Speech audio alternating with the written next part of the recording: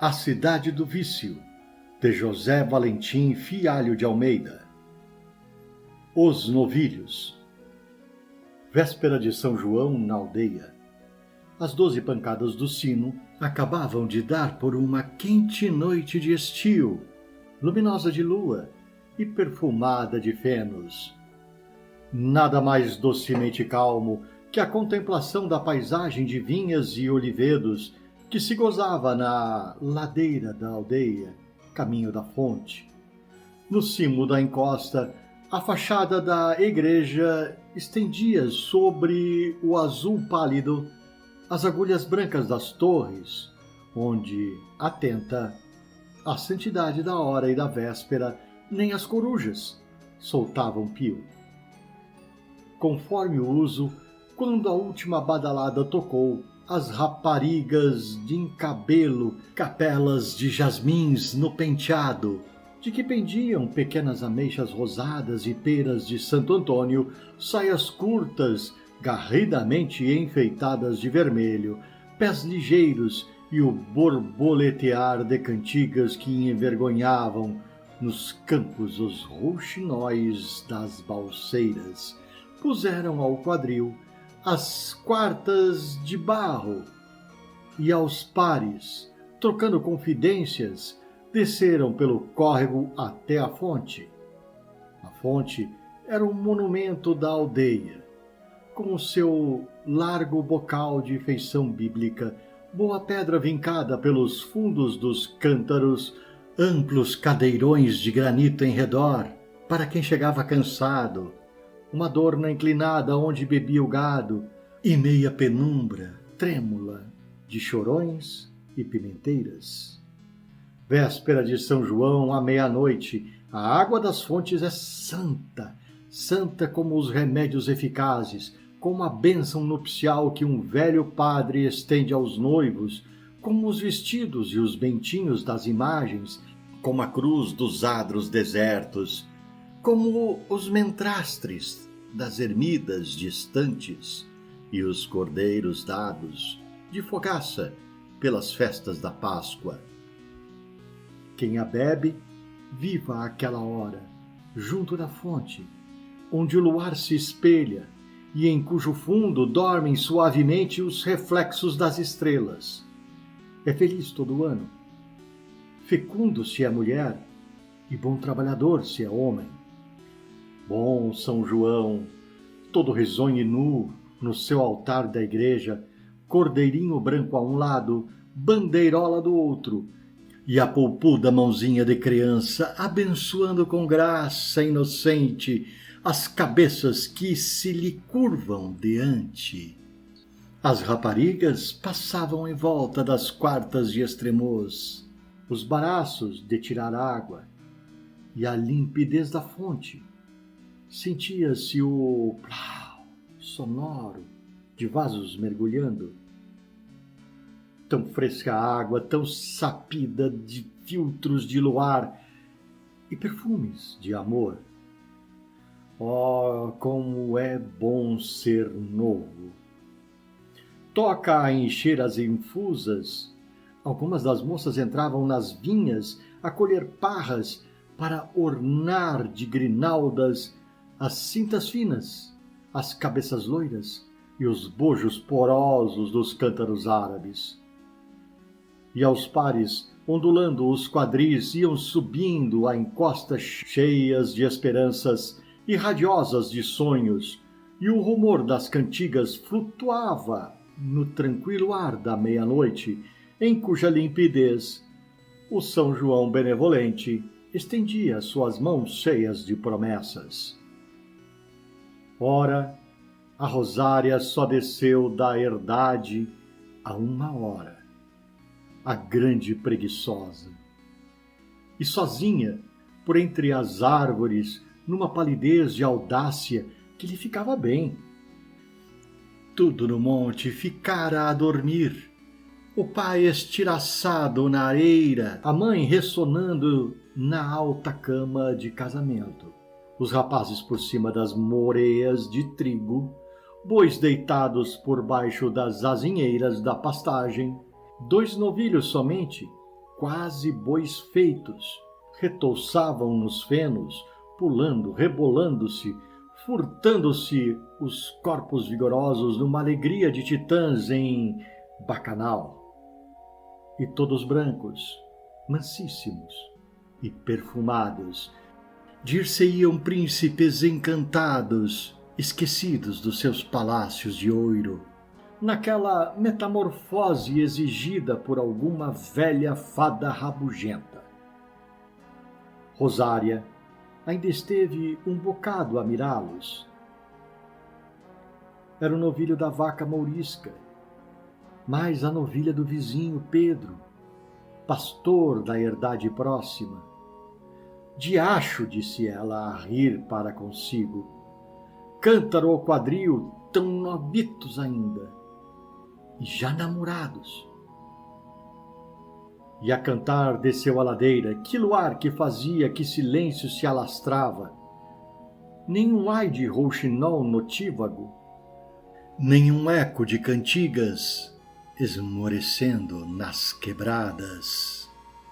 Um pouco além, no cabeço do outeiro, o portal formidável de um dolmen negro, desenhando, como um branco, de olho malicioso, rebolado em fervores de lascívia, e atravessando num feixe esse portal.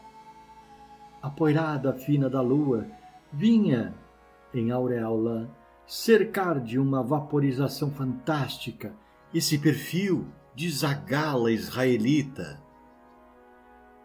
Quando chegou à fonte, viu a clareira coberta de ovelhas, que, empurrando-se em silêncio, furando, caindo e mordendo o pó que levantavam, tinham pressa em chegar à grande pia de pedra para beber.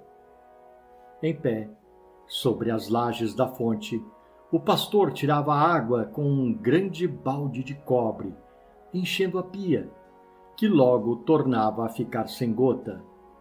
Rosária ergueu a voz. Elé, vizinho Pedro! O pastor parara de chapinhar na água, gritou-lhe. Elê, Rosária! E ambos, imóveis, sem querer avançar, ficaram a olhar-se no turbilhão do rebanho. Bonita noite, disse um. É verdade, fez o outro, e um grande silêncio. Então vens a de São João? Tal e qual. Pois isto é tarde por aqui, juntou vagarosamente o pastor. Rosária teve um sobressalto. O monte ficava longe, não andava viva alma e tão fora de horas. Então, olhando para si, reparou que estava em colete, braços nus, pernas nuas, as primeiras redondezas do seio em evidência. Nisto, os novilhos brancos romperam na clareira as cambalhotas. Também, disse o pastor, e sobre o lajedo da fonte, ficara imóvel, bebendo o largo, narinas frementes, circulação de novilho, nas formas atléticas que tinham a lua, soberbos detalhes de musculatura. As últimas ovelhas tinham já bebido, e ainda por 2 vezes o Pedro mergulhou na água santa, o grande balde de cobre, para encher o cântaro de Rosária. Trêmula e muda, a pobre achegava-se sem ousar fitá-lo, receando a primeira palavra. Qualquer ousadia permitida pelo abandono do sítio. Eram quase da mesma idade, tinham brincado crianças, esfarrapados e trigueiros, rolando-se nas relvas, com essa alegria selvagem dos que convivem longo tempo com o gado e sem saber o imitam nas suas cabriolas. Sem o menor ressaibo de amargura, a voz de Pedro disse-lhe: Ontem estavas a falar com o boieiro do Monte de Trigo. Diz que não. Estava sim. A irmã tem andado doente, e como é rapariga da minha aquela... Olha cá, para que vieste só, a esta hora? Diz, anda. Estava a dormir e vai fez-se tarde. Sabes, moça, se encontrasse aí algum, não o deixava comer mais pão. Não me salve. Não há medo, homem, é procurar. À medida que, através das interpelações bruscas de Pedro, ela lhe sondava os receios, adivinhando o culto em que era tida, ia recuperando o sossego. Sentindo-o vencido, então, a deixar ver nas ameaças surdas o receio que o esmagava, era Rosária quem falava alto agora, pujante da sua felicidade e orgulhosa de dominar. Assim, estiveram encostados no bocal da fonte, imóveis, olhando-se em cintilas, um para o outro, como se já tivessem dormido. Em roda, as ovelhas ajoujavam-se, aqui e além, fartas do repasto da noite e cansadas de cabriolar nas encostas. Vigilantes, nos longes do arraial, os dois rafeiros iam e vinham, encalmados e trôpegos, fazendo tilintar enormes coleiras erriçadas de gumes e farejando os matos de orelha fita, à procura. Já falei com teu pai outra vez, disse Pedro. O ano vai mal, aventurou a rapariga, sabendo o que ele ia dizer. E a gente fica assim toda a vida. Ai, não, mas quem faz casa necessita que lhe meter dentro. Tu bem sabes, Pedro, ainda que uma criatura, sim, seja pobre, ninguém casa sem arranjos. Cada minha banda, pouco falta. E ia dizendo, uma por uma, as peças do enxoval. Lençóis de estopa, 2 fronhas de renda, coberta encarnada, 6 toalhas, 2 vestidos e camisas, uma arca nova. O Pedro não ia tão bem, não.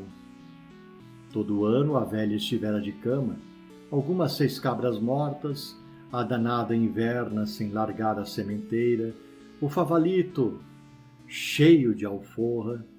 Quem nasce para burro, com licença, nunca chega a cavalo.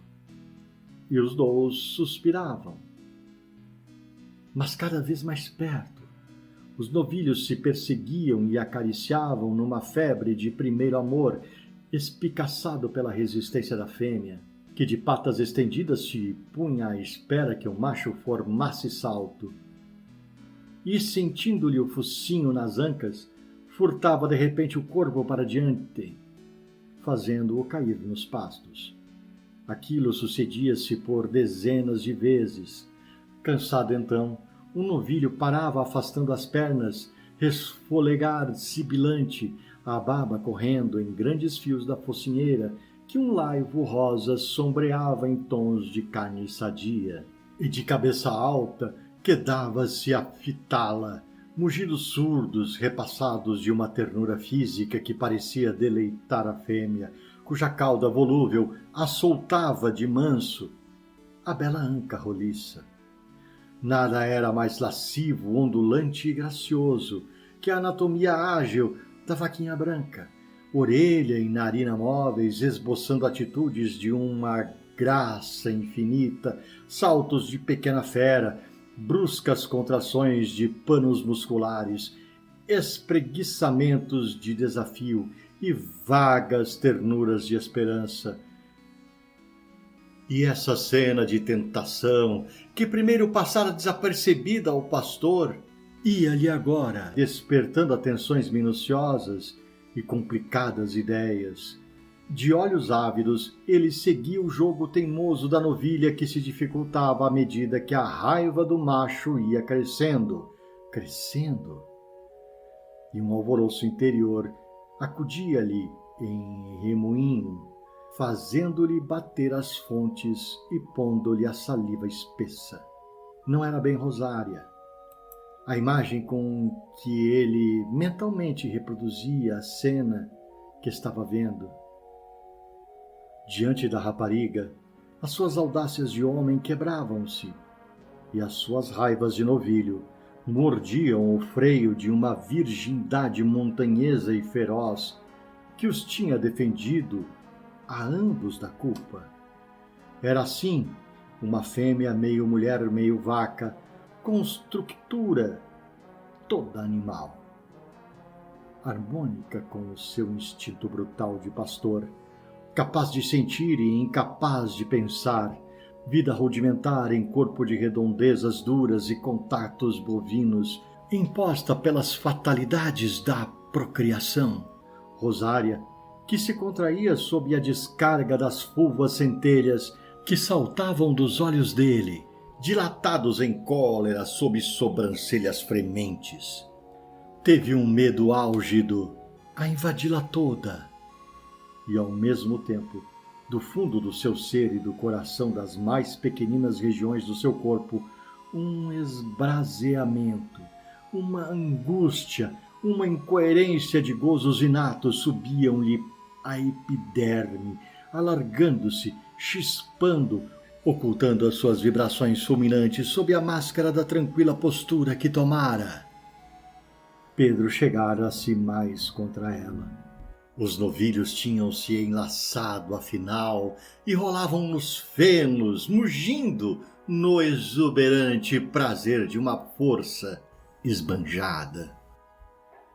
Então Rosário, que o encarou de face, viu-lhe bem a rijeza das formas negras, o tronco arquejante, que pinhas de músculos disformes enfloravam, a redondeza nua dos deltoides cinzelando-lhe magnificamente os ombros de titã, bíceps formidáveis contraídos sobre a tortura de um desejo esmagado, e na rude face de fundibulário celta, uma rigidez que apenas de longe em longe o fulvo corisco das pupilas conseguia desmentir. Ela não pôde mais, e na meia nudez em que viera, atirou-se-lhe contra o peito, beijando docemente esse bronze latejante, mesmo sobre o coração. As mãos de Pedro apanharam-na pelas espáduas e cingiram-na pelos rins, excitantes num delírio que fazia cambalear como um touro ferido entre os cornos, e não sabendo se cingi-la, até lhe fazer estalar os ossos, se arrojá-la lá para o largo, onde a não visse mais naquele abandono desleixado. Aquilo durou um instante, no final do qual os braços do Hércules tinham novamente caído. A íris ficara tranquila e toda essa torre cessara de tremer. Adeus, disse-lhe ele, um pouco triste e baixo, num segredo de infinita ternura, em que chorava a rude voz transfigurada pelos ardores da juventude. Quando formos casados, sim. Agarrou no balde, esteve a enrolar a corda à cintura por um bocado, meteu 2 dedos na boca para assobiar aos rafeiros e, voltando as costas à fonte, pôs-se a arrebanhar as ovelhas, enxotando-as com o grande cajado pelas pastagens acima. E mais além a sua voz de montanhês cantava já, numa toada dolente, em que transparecia a tenacidade de um mesmo amor, idealizado por uma vida inteira de esperanças e sonhos castos. Rosária ainda ficou a vê-lo, ladeiras acima, de manta ao ombro, desolada pela recusa e quase cheia de desprezo por semelhante honestidade. E caminho do monte ia furiosa, com ganas de se dar ao novilho branco da mourisca. Ao passar na eira, entre 2 moreias, o boieiro do monte de trigo, que estava de guarda aos calcadouros, ergueu a cabeça. E ali mesmo, esfaimada como uma bácora, Rosária se entregou.